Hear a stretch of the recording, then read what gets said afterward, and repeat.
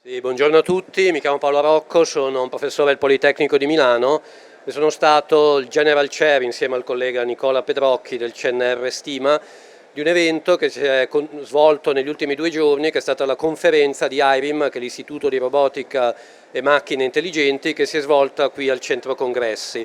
Abbiamo avuto 29 interventi tecnici, tutti su rapporti tra industria e ricerca, 2 tavole rotonde, l'ultima delle quali si è appena conclusa, e come ultimo evento, l'evento culminante, abbiamo questo evento di promozione dell'imprenditorialità giovanile, si chiama RoboPitch, ma su questo lascerei la parola all'ingegnere Alessandro Settimi che condurrà l'evento di oggi. Abbiamo circa 3/4 d'ora e vi spiegherà lui come funziona, qual è, come dire, il pregresso che si è svolto anche la settimana scorsa. Vi ringrazio molto per essere qui e speriamo che sia un evento estremamente coinvolgente. Grazie.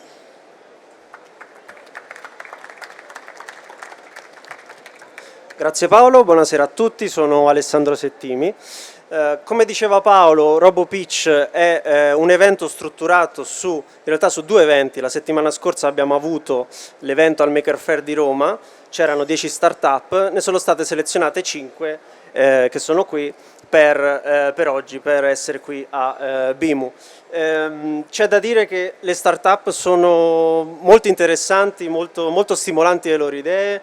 Abbiamo sia l'ambito medico, l'ambito industriale, ma anche start-up legate all'ambiente o a applicazioni civili.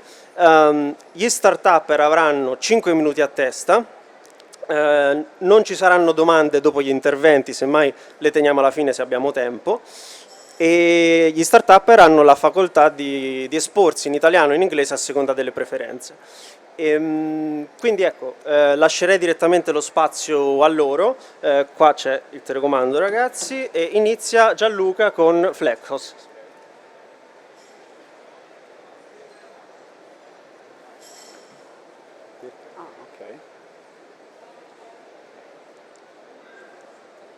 Okay. Welcome everybody, my name is Gianluca Rinaldi and I'm here to introduce you to Flexos, our product that allows you to obtain maximum results with, assisted efforts. What we want to achieve is simple: a safer workplace, a healthier workforce, and thus a richer company. How we plan to achieve this? Assistive exoskeletons for workers, for preventing them to incur into the well-known work-related musculoskeletal diseases. Here are some alarming numbers.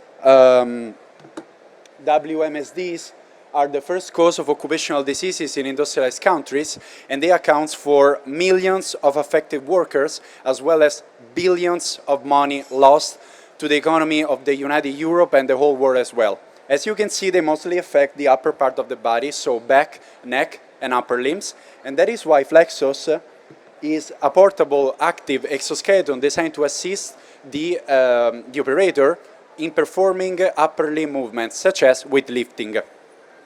It is equipped with sensorized joints, so the company can also keep track of the health status of the worker while she or he is pursuing their task. We have a patent filed of one of the Flexos main component, that is the flexible link. Those are Flexos key features. It is active and equipped with a Cirrus elastic actuator. It is portable with all the main components integrated in the design. It is flexible because it employs soft interfaces to better adapt to the human body, and it is adaptable to bodies of various sizes thanks to the modular design of the flexible link. The global exoskeleton market now covers the majority of industrialized countries, and last year it had a revenue of $250 million. What interests us is the industrial exoskeleton market, that is exoskeleton purchased by industries. And this kind of market had a revenue in 2021 of almost $50 million. The US prediction, with the United States being one of the key players in the industrial exoskeleton market, see that there will be a compound annual growth rate of plus 18% from 2022 until 2030. But what are the products available now in the market? The majority of them are passive devices. That means no actuation system, only clutch and springs, which is good.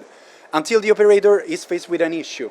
How can I deal with weights of various sizes? How can I modulate the assistance given to me by the exoskeleton only when I need it, only when I am pursuing a task? The answer is I can do this if I wear an active device, but there are currently no available active devices on the market, and that is a great market opportunity.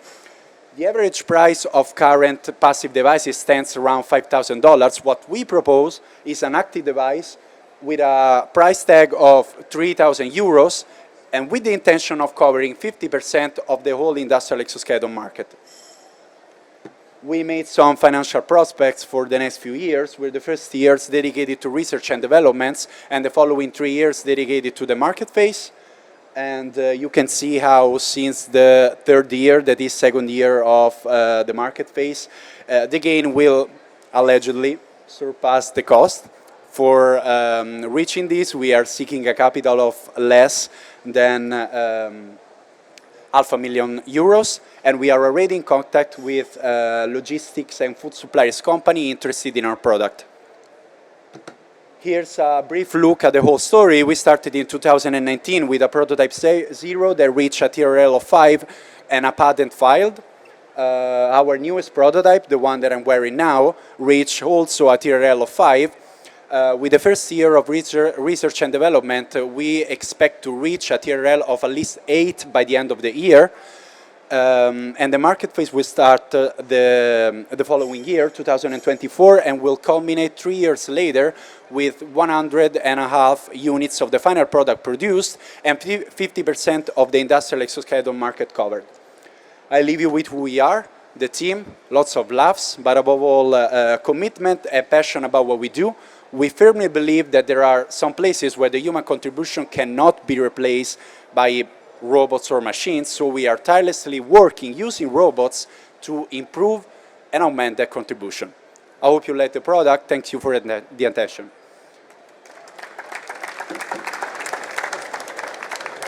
Grazie Gianluca, adesso abbiamo Isabella Fiorello con OnLeaf.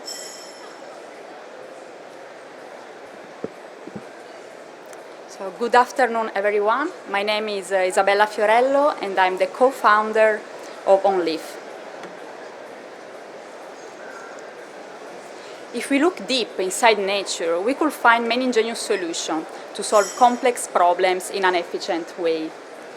And our story started 5 years ago. We were scientists, actually we are scientists, and we were working days and nights in the bio-inspired soft robotics laboratories of the Italian Institute of Technology. And our startup, OnLeaf, proposed a new technology inspired by nature to treat and preserve plant ecosystem. So plants are the most important organism on our planet, and we use a big quantity of our resources for curing them. We use the 70% of world fresh water for plant agriculture. We really waste a big quantity of water. We spent billions in pesticides to treat the plant disease. Actually, these pollute a lot and also disturb the biodiversity. Also, plants are strongly affected by climate change, and this is bad for food production and a growing population. So we need a new technology to fight this issue, to reduce the use of water, reduce the use of pesticides, and fight the climate change. Sorry. This is our product. We sell plant-inspired, small-scale, multifunctional devices for targeted application on plant leaf surfaces. Our device can work really close to plant organs like leaves, thanks to bio-inspired micro-hooks that we develop in our laboratory and that can strongly anchor the leaf surface like the natural plant. Not only because our device can provide a multifunctional sensing on the leaf surface, we can monitor different parameters like light, humidity, temperature directly on the leaf, but not only because we can provide also a dual monitoring of both the lower and upper leaf sides. And these parameters can be used to understand when give water to the plants, and so we can reduce the use of water in plant agriculture. But the real novelty of our device is that our micro-hooks can not only attach to the leaf, but can also be used as a microstructure to inject different treatments in the plant vascular tissue. So we can inject pesticides, nutrients, and genetic material directly in the plants. This technology was recently extended with an international patent. It was also published in High Impact International Journal. So which is our market? Our market is a billion market, which include mainly agricultural and food sector. Here you can see our segmented market, which are indoor plants, urban farming, space farming, agricultural biotechnology, and precision agriculture.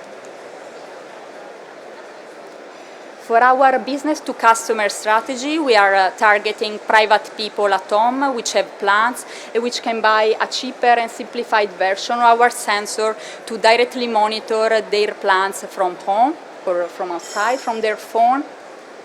For our business-to-business strategy, we are targeting private institutions and companies like plant agriculture, smart biotech, and so on. Our revenue streams are the on-leaf sensor and software, and the on-leaf delivery patches. In the market, there are a lot of devices that can be used to monitor plants.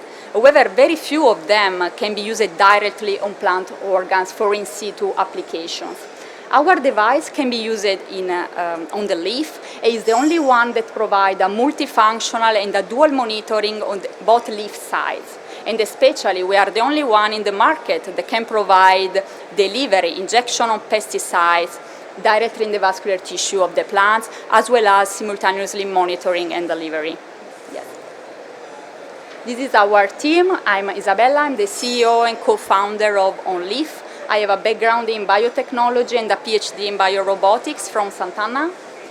This Fabian Meder is here with me. So he's the CTO and co-founder of OnLeaf. He's a nanotechnology engineer and postdoc at the BioInspire Soft Robotics Lab of IT.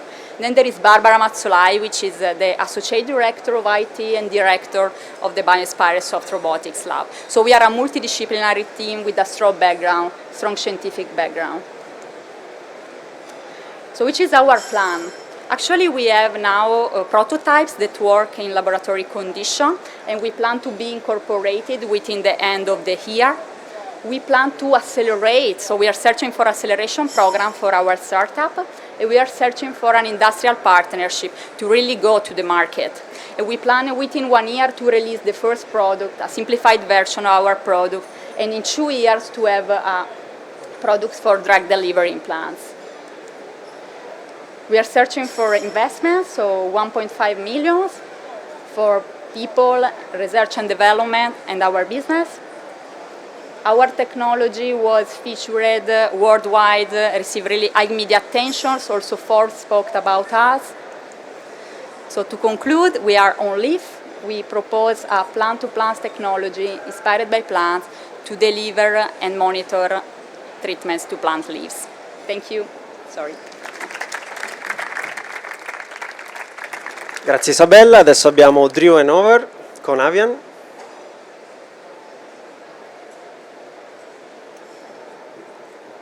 Okay, good afternoon everybody. My name is Drew Hanover. I'm a PhD student at the Robotics and Perception Group at the University of Zurich.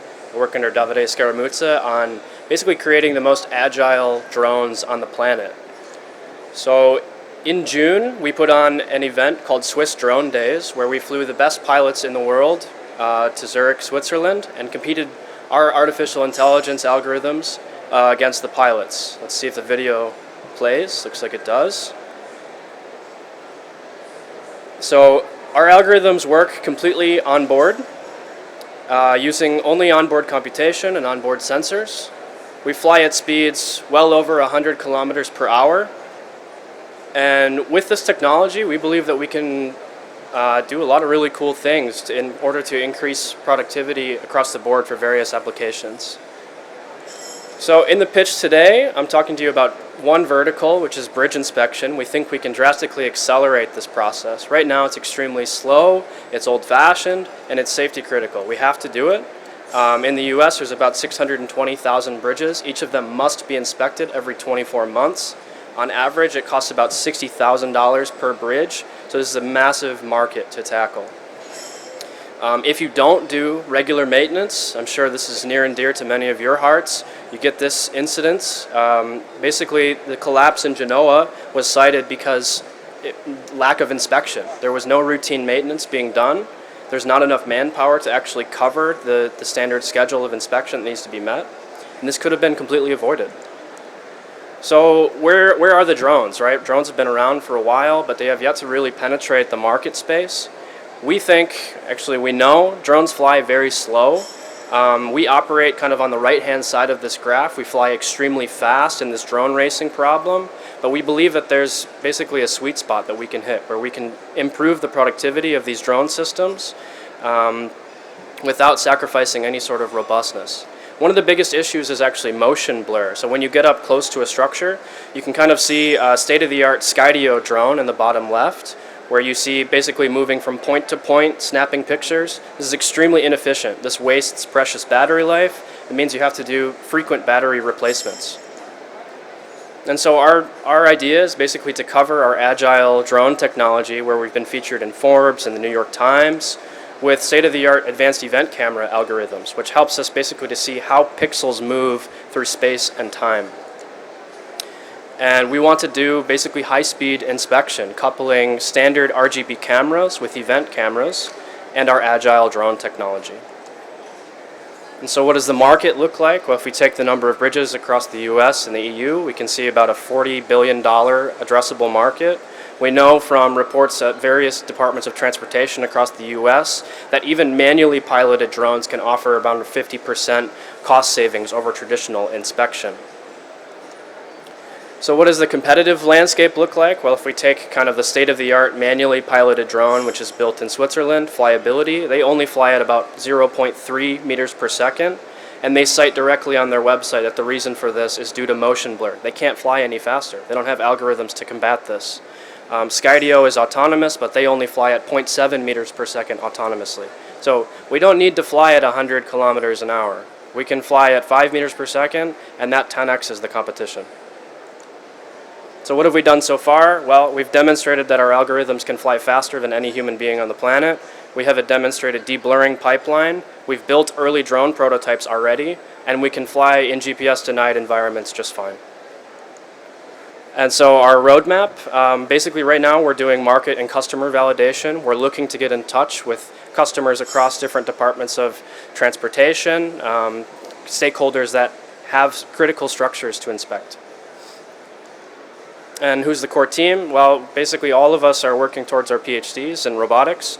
Our PhD advisor, Davide Scaramuzza, led a successful venture, Zurich Eye, which was acquired by Facebook Oculus several years ago. And he was also a co-founder of Photokite.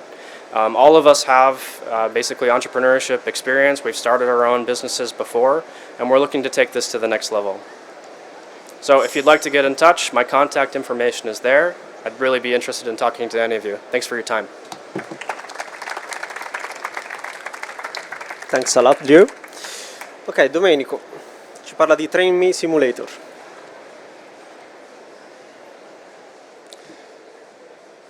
Okay. Good afternoon, everyone. I'm Domenico Riggio from Politecnico di Milano, and I'm co-founder of SurSim company. And I'm here today to introduce you our Train Me Simulator. The aim of our project is training surgeons with easiness and safety. But let's have a quick look at the context. More than 10% of worldwide population is affected by mitral valve regurgitation, and the gold standard procedure for this pathology is the MitraClip systems. More than 100,000 MitraClips have been already used for this treatment, but it has a drawback. Surgeons need almost 250 procedures or real patient to get confident with the procedure, and this leads to other problems such as surgeons' errors, rehospitalization of the patient, lawsuit cost, and the increase of the cost of the insurance. For this reason, we propose a simulator. A simulator increases quality, safety, and efficiency. And as you can see from the learning curve, a surgeon would get much confident in a faster way with the system using our simulator. Here's our first product that we propose. It's just a software simulator that it's going to be easily installable on any device. And it's just a first approach for the simulation and could be sold, for example, to university. Then we have Train Me H. This includes the hardware part. The surgeon is going to be able to use the real system of the mitral clip, which is going to use in the real procedure in the surgical room. So it's going to get really confident with the entire environment, following a path planner and indication from a software.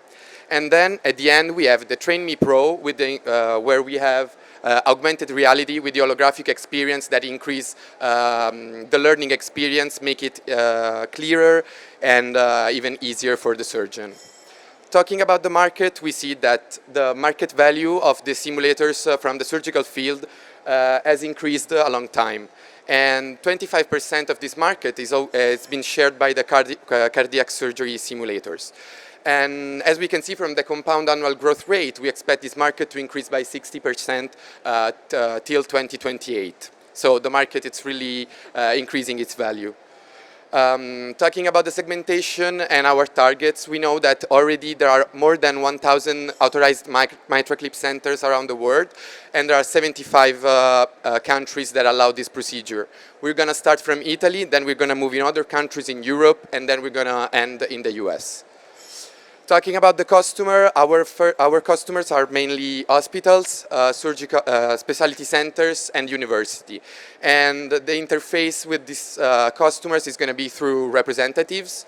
They're going to show our product, and the customers are going to be able to buy our product on a website. Then we're going to help them with the delivery, and then with the installation and the technical support. Talking about competitors, we have many competitors, but none of them have a simulator on a mitral clip procedure, which is the gold standard for this pathology. There are more general purpose simulators, but they're not feasible for what we need. And there are other specific purpose, but they apply in different fields.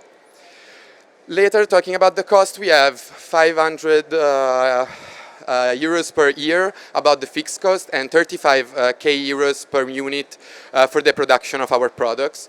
And we, assuming to sell to the 10% of the already authorized mitral clip centers, we expect a revenue of 6 million per year, and a revenue of and a profit of 6 million. And now we're here today to ask you for 3 million of investment to change our product from the development state to the go-to-market state. We are in right now a technology of readiness of level 4, and we need your help to move forward. This is our timeline.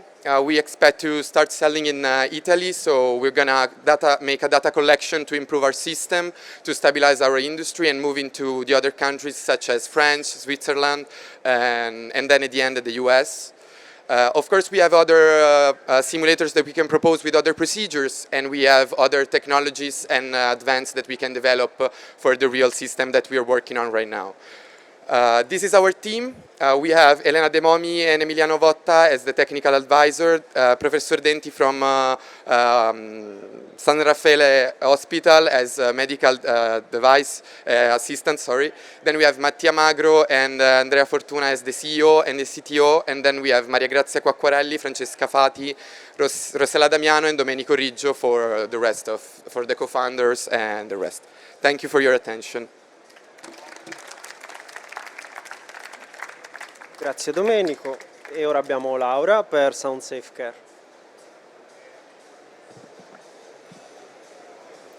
So good afternoon everyone, I'm Laura and today I'm here to talk about Sound Safe Care, which is a novel way to perform a non-invasive, safe and sound surgical care.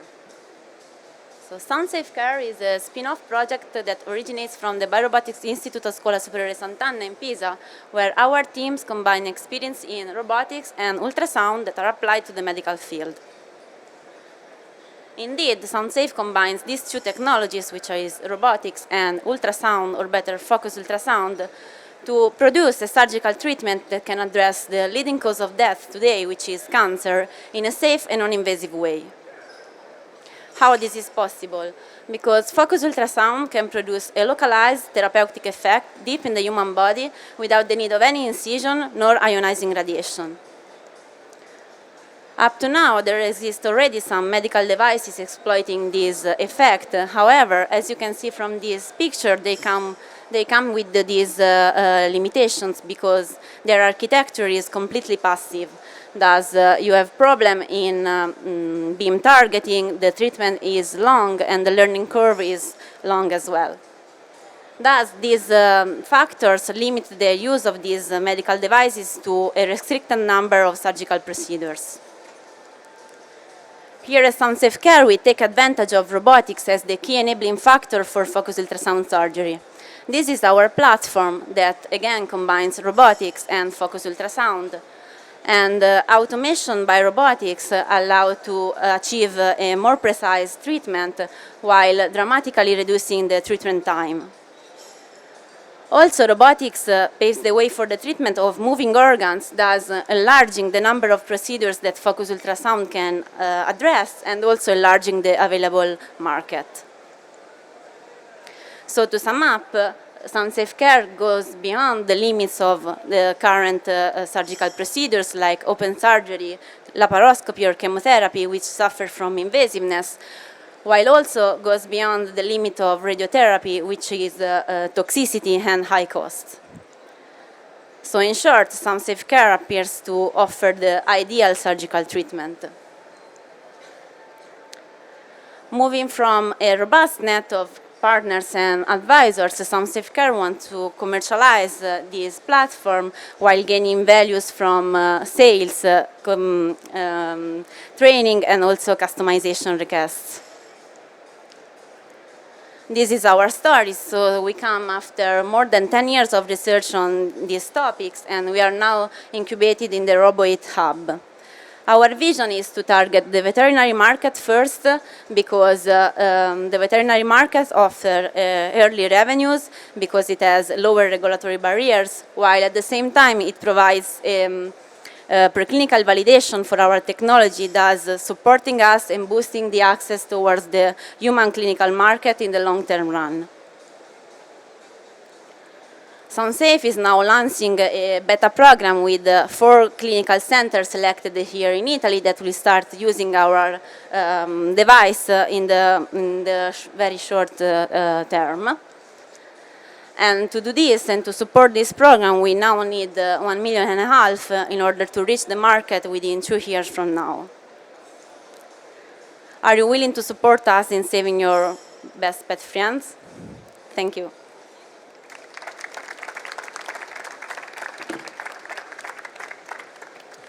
Grazie Laura. Allora, adesso abbiamo 2 interventi di 2 realtà che aiutano queste realtà, queste start-up a crescere e a trovare i fondi per realizzare le proprie visioni. Quindi intanto chiamo Matteo Elli di Pariter Partners.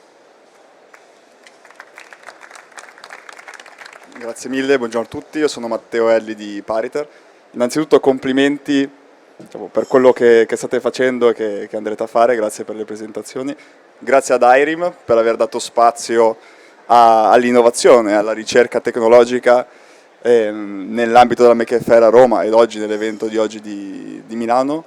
Come diceva Alessandro, Pariter Partners ha l'obiettivo di investire in realtà ad alto contenuto tecnologico nell'ambito del mondo della robotica, dell'ecosistema della robotica. Assieme a Cassa Depositi e Prestiti nel corso dell'ultimo anno abbiamo creato RoboIT. RoboIT è il primo polo di trasferimento tecnologico dedicato alla robotica che ha proprio l'obiettivo di sostenere realtà come quelle che avete avuto modo di vedere oggi nell'ambito del loro percorso di sviluppo tecnologico e della creazione di imprese. Ad oggi siamo focalizzati sull'Italia, coinvolgiamo all'interno di RoboIT i principali centri di ricerca italiani in ambito di robotica e automazione. Abbiamo un obiettivo di investimento di oltre 20 milioni dedicati appunto a questo mondo. Quest'anno, anno 2022, completeremo una decina di investimenti proprio con l'obiettivo di far emergere dai laboratori le migliori tecnologie nell'ambito della robotica, che si tratti di hardware, software, componentistica. Cerchiamo di dare il massimo supporto e dare un supporto all'ecosistema in cui IRIM è uno dei protagonisti. Tutti i centri di ricerca, professori che vedo qua presenti sono tra i principali attori dell'ecosistema. Noi ci mettiamo a servizio di quelle che sono le università, dei professori, dei centri di ricerca e dei ricercatori, sperando di fare il nostro meglio, dando un supporto giornaliero a questo tipo di realtà, e quindi vi ringrazio nuovamente per aver dato questo spazio a noi per raccontare in poche parole cosa facciamo durante tutti i giorni e soprattutto a loro e alla ricerca e all'innovazione. Grazie mille.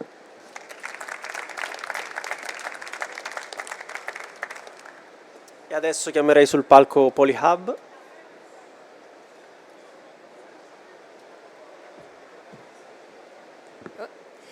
Thank you. I'm Chiara, I'm from Polyhub and I'm here with my colleague Luca. Polyhub is the incubator and accelerator of the Politecnico di Milano. We work with deep tech realities as the one we've seen today, so thank you for showing us what you do. It's been great. We've seen you know, a lot of things that are close to what you do, but that are always different. So I think that's part of this ecosystem that it's continuing to grow. We focus on deep tech technologies and help them to go from the very early TRL stages to older ones and then connect them with the investor. We are currently focusing on a more sustainable, let's say, vertical, so working on sustainability, clean tech, and everything that has some sort of impact. And I think we can find that in everything that you have presented today. Our latest program is Incubator, which is an acceleration program focused on sustainability and clean tech, green tech technologies. I invite you all to look at the programs that we offer. It's a great opportunity, and I think you will all find a fit in some places. There is a lot of variety in what we see and what we do, so I think that's a great opportunity. And thanks for inviting us here. It's been great to have this opportunity. So thank you.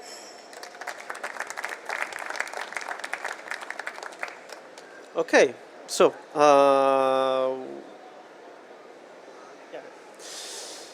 scusate, questa cosa inglese-italiano mi sta un attimo.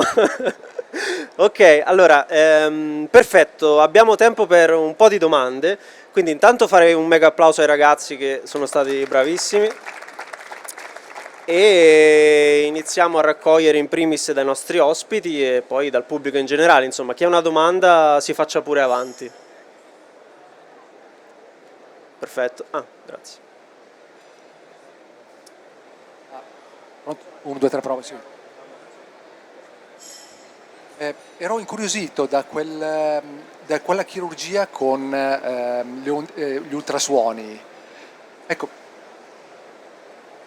è una domanda sciocca, siccome non ho seguito tutto il discorso, volevo sapere se c'è per caso in auge qualche intervento o è già stato, adesso mi mancano le parole, se è già stato effettuato qualche intervento con questo. Sì, allora la tecnologia... Più vicino? Okay. La tecnologia ad oggi è una tecnologia esistente, però appunto i macchinari che esistono oggi hanno grosse limitazioni e i trattamenti che fanno sono limitati a tumori su organi statici, quali ad esempio i fibromi uterini o tumori alla prostata.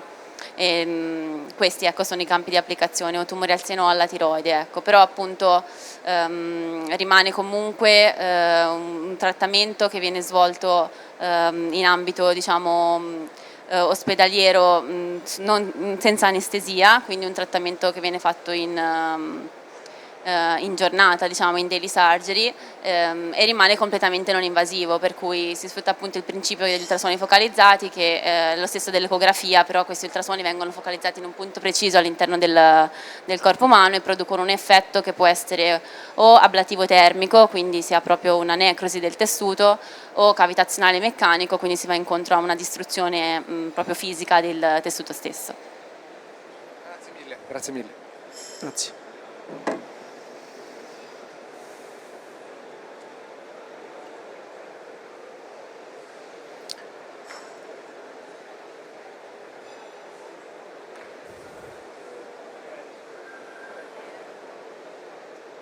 I wanted to ask to the Evian team, hi, why do you think that the vertical on bridge inspection is the best for your technology?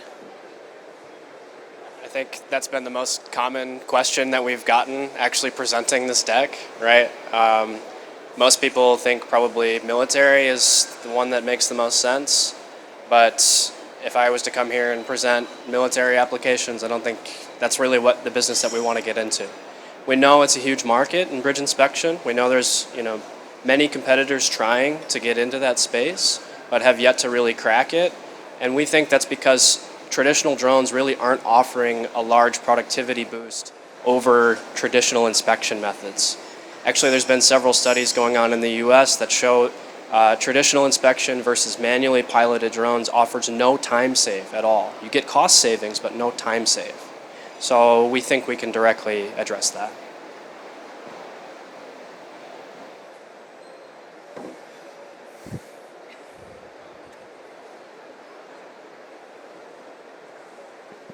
Hi everybody, I'm Luca from Polyhub.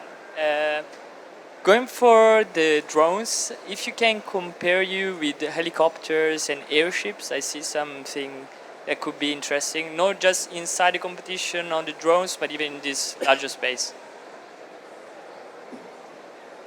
Sorry, can you repeat the last part? Yeah, is the competitive advantage, I mean, comparing with airships and even helicopters. Sure. Yeah, so with drones, I mean, we have the opportunity to get up very close to a structure. A traditional helicopter isn't able to really do that. And we're actually seeing that also in the power line inspection market. We saw a lot of people moving towards helicopters, but then once you get these kind of low-cost drones, it's much more efficient, it's much more cost-effective to just bring drones in. Also, like, the potential of crashing a drone does significantly less damage than crashing a helicopter into a bridge, right? So we think it's a bit safer to fly these smaller drones, and that's a nice advantage. Grazie.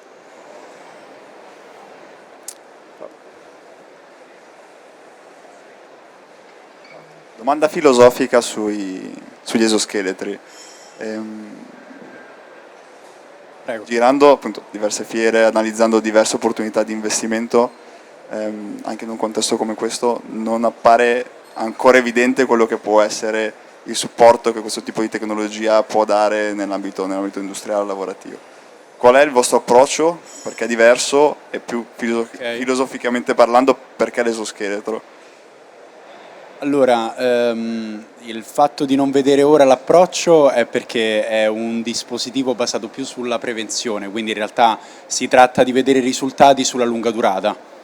Quello che facciamo noi è cercare di potenziare l'operatore, uno per aumentare la produttività, ovviamente nei limiti dell'umana fattibilità, ma quello che facciamo è anche cercare di prevenire che l'operatore stesso, dopo anni di movimenti logoranti e ripetuti, presenti delle infiammazioni circoscritte alla muscolatura, ad esempio della spalla in questo caso. Quindi è tutto giocato più su un prevenire, contrariamente magari a quello che potrebbe pensare chi vede gli esoscheletri solo nel campo della riabilitazione, che lì invece il danno è già avvenuto ed è visibile come magari a peso morto si riesca a compiere determinati movimenti. Qui si suppone che un minimo l'operatore sia in salute ancora e che ci rimanga fino non solo fino al turno di lavoro, ma proprio fino alla fine della carriera lavorativa. Non so se ho risposto più o meno al... Grazie.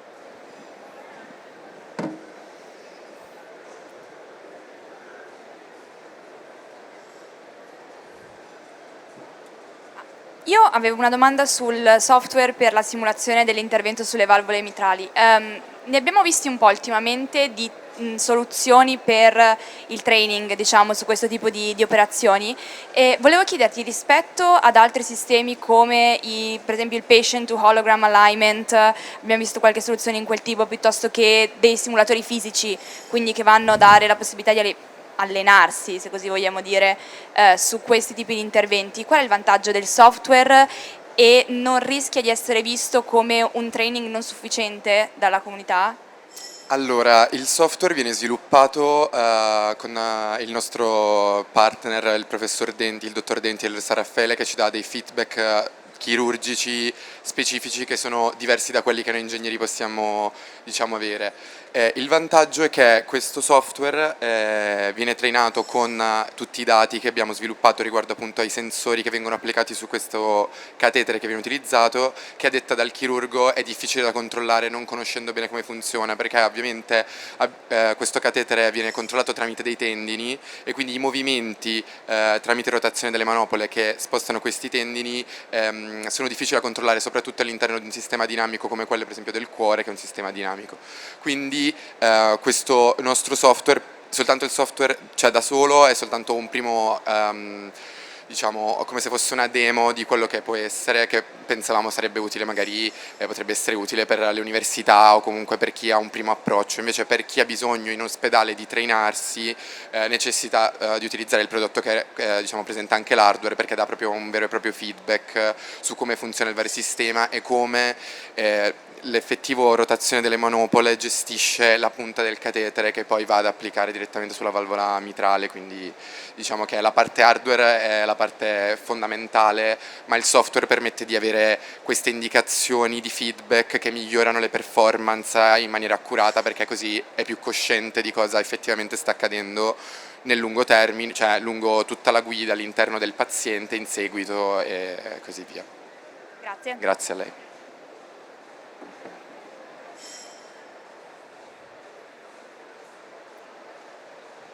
Ciao, un'altra domanda. Andiamo avanti fino a quando possiamo. Abbiamo ancora 5-10 minuti. Quindi... Ottimo, ottimo. Volevo fare una domanda alla seconda startup. Mi chiedevo, come business case, quindi se magari avete dei primi clienti o nello specifico, cioè poi in maniera pratica, voi quando fate un prototipo, vendete la soluzione, la quantità di hardware che vendete e l'applicazione come effettivamente avviene?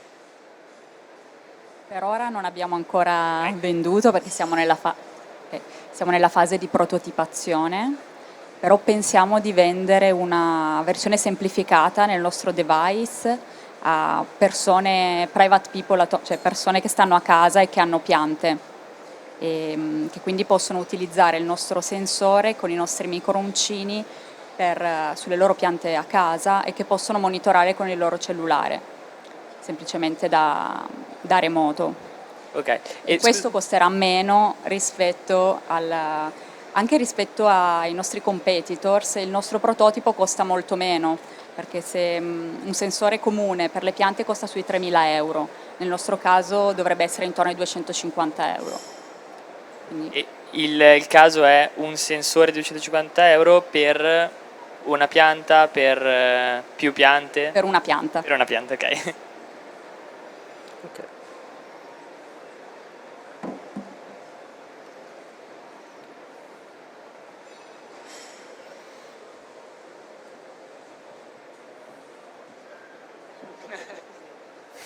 Volevo chiedere al team SoundSafe, ho visto nel video Kuka come nome, ma volevo chiedervi lato hardware se state lavorando anche con altri partner o il vostro prodotto funziona solo con Kuka. Riguardo il braccio robotico, il nostro prodotto è diciamo flessibile, può essere utilizzato idealmente su qualsiasi braccio robotico. In questo momento stiamo valutando diversi possibili partner in termini di braccio robotico per vedere quale potrebbe essere, diciamo, la soluzione migliore sia a livello tecnologico sia a livello proprio di partnership e supporto per appunto entrare come primo step nel mercato veterinario e commercializzare la nostra tecnologia. La tecnologia comunque rimane agnostica rispetto al braccio robotico, può essere adattata a qualsiasi. Grazie. A te.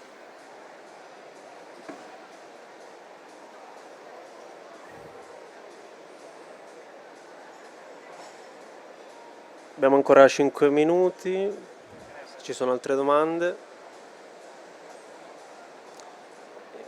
Intanto io volevo chiedere a Gianluca se era stanco dopo un'oretta che indossa l'esoscheletro. Cioè non voglio fare per chiedere all'oste se è buono il vino, però non è fastidioso. L'unica cosa, magari non potersi appoggiare allo schienale, cioè in realtà ci si può appoggiare. Vabbè, però se sei al lavoro sei in piedi, tendenzialmente non sei tendenzialmente sei in piedi, quindi sì, no, devo dire che è stato fatto un buon lavoro a livello di interfacce soft per renderlo comodo, anche più forse degli zainetti che uno si metteva al liceo, quindi a livello di peso. Bene. Ok, direi che è andata benissimo, grazie di nuovo a tutti, ai ragazzi innanzitutto e a voi che siete intervenuti e venuti. Ci sono altri 5 minuti in cui sgombreremo, però se volete scambiarvi i contatti, fare un po' di networking, siete i benvenuti. E quindi facciamo un ultimo applauso. E grazie a tutti.